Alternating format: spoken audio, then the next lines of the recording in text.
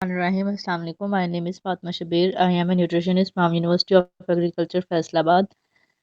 आज का जो मेरा टॉपिक है, हम बात करेंगे एक बहुत कॉमन जो है, एक लाइक इसको हम सिम्टम्स कहेंगे, डिजीज नहीं कहेंगे, कॉन्स्टिपेशन के बारे में। ठीक है। कॉन्स्टिपेशन के अकॉर्डिंग अगर देखा जाए तो कॉन्स्टिपेशन जो है वो हम इस कंडीशन को कहते हैं कि अगर किसी पर्सन को जो है वो वीक में जो है वो 3 टाइम से अगर कम जो है वो स्टूल जो है वो पास हो रहा है, तो इस कंडीशन को जो है वो कॉन्स्टिपेशन कहा जाता है। ठीक है। या अगर किसी पर्सन को जो है वो जो हार्ड स्टूल मतलब कि पास कर रहे हैं, या अगर उसको जो है इसमें डेफिकेशन में प्रॉब्लम हो रहा है, तो इस कंडीशन को जो है वो कॉन्स्टिपेशन जो है वो कहा जाता है। ठीक है। अगर हम मेन इसके अकॉर्डिंग अगर देखा जाए, तो इसमें बेसिकली होता क्या है कि पर्सन को जो है वो हार्ड स्टूल तक होता है, उसका इनफ्रिक्वेंट बॉल मूवमेंट होती है। ठीक है। जो कि इसकी जो है वो रेगुलरी तौर पे जो है वो चेंज होती रहती है। ठीक है। बहुत सारे लोगों को ये देखा जाता है कि जिनको कॉन्स्टिपेशन होती है, उनको फ्यूचर में जो है वो कोलोरेक्टल कैंसर के चांसेस बढ़ जाते हैं। ठीक है। तो मोस्टली देखा जाए तो ये उन लोगों को ज़्यादा होती है जिनको पार्किंसन डिजीज होती हैं, या फिर कार्डियोवास्कुलर डिजीजेस जो है वो होती है। ठीक है। अगर हम डिफाइन किया जाए तो ग्लोबल देखा जाए तो ये इसकी प्रेवलेंस जो है वो तकरीबन 5 से 20% जो है वो जो है वो इस चीज़ पे है कि ये फीमेल के अंदर जो है वो ज़्यादा होती है एज कम्पेयर टू के मेल।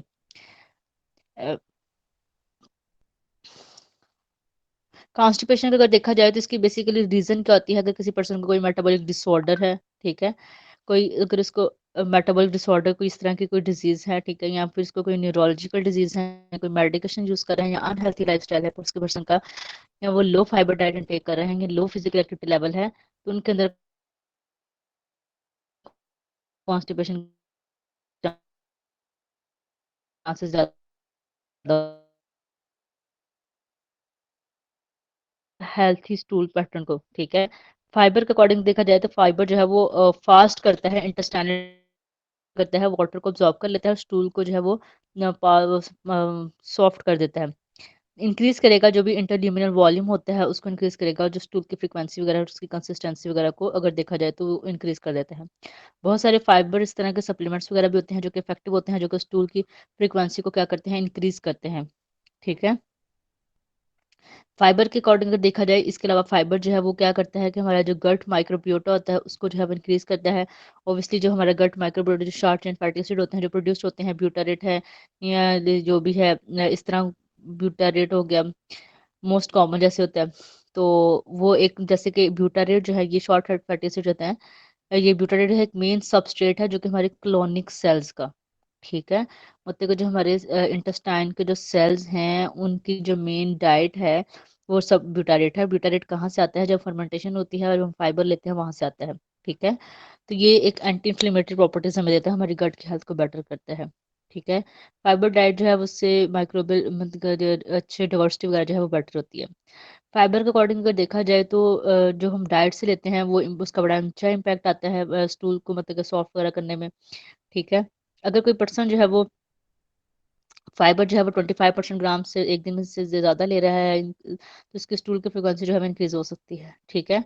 तो इसके साथ साथ जो है उसको वाटर भी पीना चाहिए, तकरीबन 2 लीटर पर डे लास्ट में इसका वाटर का इंटेक होना चाहिए। तो ये अगर 2 मंथ जो है ये पर्सन इस तरह करता है तो इसको बड़ा अच्छा जो है इम्पैक्ट आता है। अगर कोई पर्सन जो है अगर हाई फाइबर डाइट लेता है, 28 ग्राम लेता है पर डे, तो ये इफेक्टिव है उसकी कॉन्स्टिपेशन को कम करने के लिए। इसके साथ साथ इसको जो भी इस पेल्विक फ्लोर जो भी डिसऑर्डर्स वगैरह होते हैं उसको भी इम्प्रूव करने में इसका बड़ा इंपॉर्टेंट रोल होता है। इसके साथ साथ हाई फाइबर डाइट जो है वो लोग जिनको कॉन्स्टिपेशन के साथ है, एल्डर है या पेशेंट कोई भी है जिसको क्रोनिक डिजीज वगैरह के साथ, तो उसको भी जो है ये जो है वो बेटर कर सकती है। अगर कोई पर्सन जो है उसको चाहिए कि अगर इसकी 1000 कैलोरीज हैं तो उसमें 14 ग्राम फाइबर होना चाहिए। तो इट्स मीन के 30 ग्राम फाइबर जो है वो वोमेन को लेना चाहिए पर डे। अगर कॉन्स्टिपेशन है तो 40 ग्राम जो है वो मैन को लेना चाहिए। ठीक है।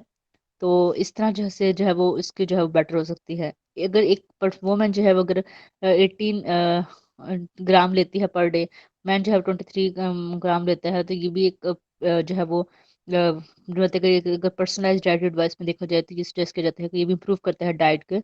ये जो पर्सन होता है उसकी डाइट को जो है वो क्या करती है, इम्प्रूव करती है। ठीक है। तो ये जो है इसमें जो है वो क्या आ जाएंगे, कुछ जो है इसमें इंटरवेंशन जो है वो अगर हम बात कर दें कॉन्स्टिपेशन की, तो ये इसमें आ जाती हैं। कॉन्स्टिपेशन में अगर हम देखा जाए तो जैसे मैंने बात की है कि एक सिम्टम्स है, ये डिजीज़ नहीं है। इसकी फ्रीक्वेंसी जो है वो अगर किसी पर्सन के जो है वो बॉल की मूवमेंट जो है वो वीक में 3 टाइम्स से अगर कम आ रही है तो इस कंडीशन को फिर कॉन्स्टिपेशन कहा जाता है। कॉन्स्टिपेशन हम उस सिचुएशन को भी कहते हैं जिसमें जो है वो स्टूल जो है वो हार्ड हो जाता है, ड्राई बॉल मूवमेंट होती है और अगर देखा जाए तो अगर किसी पर्सन को जो है वो क्या होता है कि उसकी इंटेस्टाइनल कंटेंट जो है वो बिल्कुल हार्ड हो जाता है।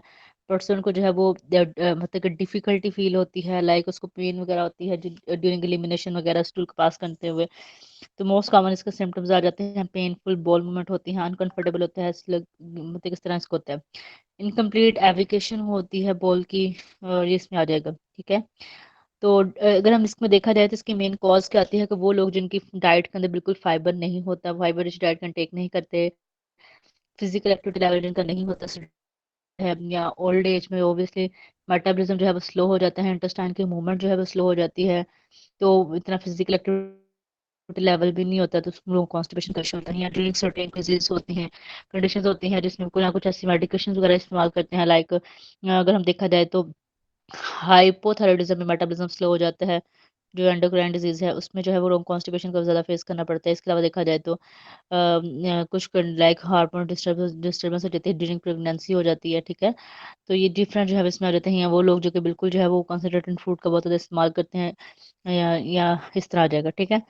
तो अगर हम अगर कोई पर्सन जो है वो अगर चाहता है कि उसकी बोल की मूवमेंट जो है वो ठीक हो, तो उसको चाहिए कि हर खाने के 30 मिनट बाद जो है वो क्या है कि वो वॉशरूम में लाजमी जाए, जिससे जो है वो उसके इंटेस्टाइन की मूवमेंट जो है वो बेटर हो सकती है।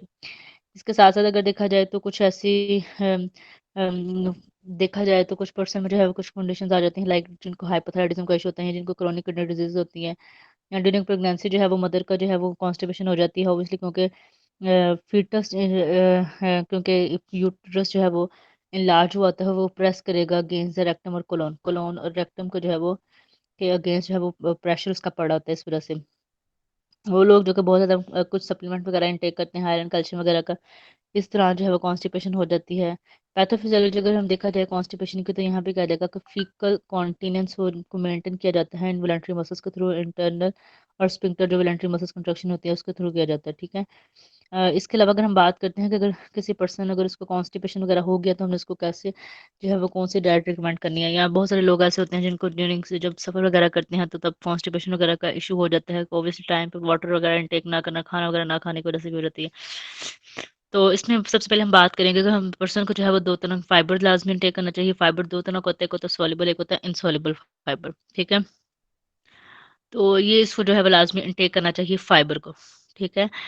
तो फाइबर में देखा जाए तो सॉल्युबल फाइबर जो है वो कंप्लीटली डाइजेस्ट हो जाता है हमारी बॉडी के थ्रू, मतलब कि जो भी हम फाइबर सॉल्युबल फाइबर जो है क्या होता है कि जब हम उसको इनटेक करेंगे वो हमारी बॉडी जेल लाइक फॉर्मेशन की तरह जैसे है वो क्रिस्टल्स वगैरह को ट्रैप करेगा, बाहर निकालेगा, टॉक्सिन्स को निकालेगा, ठीक है। बल्किंग एजेंट के तौर पे काम करेगा, स्लो डाउन करेगा जो मूवमेंट होती है वेस्ट की थ्रू द गैस्ट्रोइंटेस्टाइनल ट्रैक्ट। इसके अलावा इंसॉल्युबल फाइबर आ जाता है, इसमें इंसॉल्युबल फाइबर जो है वो डाइजेस्ट नहीं होता फूड के थ्रू, एक्सक्रीट हो जाता है वेस्ट के थ्रू। ये एक ऐसी टाइप की फाइबर होती है जो कि प्रमोट करेगा हमारे बोन रेगुलेटरी को, डिस्करेज करेगा जो डेवलपमेंट होती है हेमोराइड्स की। दोनों सॉल्युबल और इनसॉल्युबल फाइबर जो है इंपॉर्टेंट है जो भी ओवरऑल गुड हेल्थ के लिए, न्यूट्रिशन के लिए। जब आप एक्सपीरियंस करते हैं कॉन्स्टिपेशन का तो इसमें इनसॉल्युबल फाइबर को लाजमी जो है इनटेक करना चाहिए, ठीक है। एक फाइबर का अगर हम डाइटरी रेफरेंस इनटेक देखा जाए एक मैन के लिए, वुमेन के लिए 90 टू 50 एज के लिए 25 से 38 ग्राम लाजमी लेना चाहिए, ठीक है। हाई फाइबर डाइट जो है वो क्या करेगी, वो स्टूल के वेट को इंक्रीज करेगी, प्रमोट करेगी रैपिड जो ट्रांसलेट मटेरियल होता है क्लोन के थ्रू उसको बाहर निकाल लेगी, ठीक है। फूड जो कि इंक्रीज करेंगे स्टूल के वेट को, उसमें व्हीट ब्रान आ जाते हैं, फ्रूट्स है, वेजेस हैं, बीन्स हैं, ग्रेन्स हैं, ब्रान सीरियल्स है, फ्रेश फ्रूट्स वेजिटेबल्स आ जाएंगी, ब्रान, बार्ले, बेसन, ज्वार, बाजरे का आटा, ये सारी चीज़ें इसमें आ जाएंगी, ठीक है। इसके अलावा ब्रान का इंटेक जो है वो इंक्रीज करना चाहिए, ठीक है। अवॉइड करना चाहिए मतलब कि छानने बगैर रोटी से अवॉइड करना चाहिए, छान वाली रोटी का इंटेक करना चाहिए क्योंकि उसमें सॉल्युबल फाइबर्स भी होते हैं, इनसॉल्युबल भी होते हैं, ठीक है। ये कुछ फ्रूट्स वगैरह जो है वो इसमें आ जाएंगे जो कि एक पर्सन को जो है वो लास्ट में जो है वो उसका इंटेक करना चाहिए, ठीक है। और अगर हम बात करते हैं कि ट्रांसिशन जो भी फाइबर डाइट जो है वो लेना चाहिए, ठीक है। और फाइबर के कुछ सप्लीमेंट्स वगैरह होते हैं वो लाजमी फाइबर टॉप आ जाता है, ठीक है। इसके अलावा सीलियम हस्क आ जाएगा, वो पर्सन को जो है वो लाजमी जो है वो इनटेक करना चाहिए जो कि फाइबर रिच है। अनलाइक अदर फाइबर इसमें देखा जाए तो पर्सन को जो है वो ऐसी फाइबर सप्लीमेंट्स का इनटेक करना चाहिए जो कि सेफ हों उसके लिए डेली बेसिस पे। अगर किसी पर्सन को साथ गैस का भी इशू, कॉन्स्टिपेशन को, तो उसको ये फूड अवॉइड करना चाहिए। Broccoli, brussels sprout, cabbage, carbonated beverages, corn, cauliflower, dry beans, peas, fruit juices, like milk product, onion, peanut, pear, ये पोटैटो, टर्निप, ये चीज़ें अवॉइड करना चाहिए। इसके अलावा कॉन्स्टिपेशन वाले पर्सन को प्योन जूस लेना चाहिए, एक लग्जेटिव के तौर पे काम करेगा। कैस्टर ऑयल को दूध के अंदर ऐड करके ले, ठीक है, ऑलिव ऑयल को दूध के अंदर ऐड करके ले, तो उसके कुछ ऑप्शन बन सकता है। इसके अलावा जो है उसको क्या करना चाहिए कि कुछ जो है वो लेग्जेटिव्स होते हैं, वो उसको जो है वो लाजमी लेना चाहिए, ठीक है। तो ये जो है वो उसको अपने वॉशरूम का टाइम जो है वो लाजमी फिक्स करना चाहिए कि किस टाइम उसने वॉशरूम जाना है, किस टाइम उसने नहीं जाना, ये इसको होना चाहिए, ठीक है। इसके अलावा अगर हम बात करते हैं कि कौन सी चीज़ें कम से कम 10 से 12 ग्लास पानी लाजमी पिए, हाई फाइबर डाइट कंटेक करे, प्रोबायोटिक्स को ले, एक्सरसाइज करे, रिफाइंड फूड्स को अवॉइड करे, कैफीन को अवॉइड करे, frozen food, process food, red meat, olive fat food और को अवॉइड करना चाहिए। इसके साथ साथ सीरियल, ब्राउन राइस जितने भी हैं और ज्वार बाजरा, ये सारी चीज़ें लेनी चाहिए, और फ्रूट्स वगैरह का इंटेक जो है वो लाजमी करें। ओके सर, मेरा टॉपिक कंप्लीट हो गया।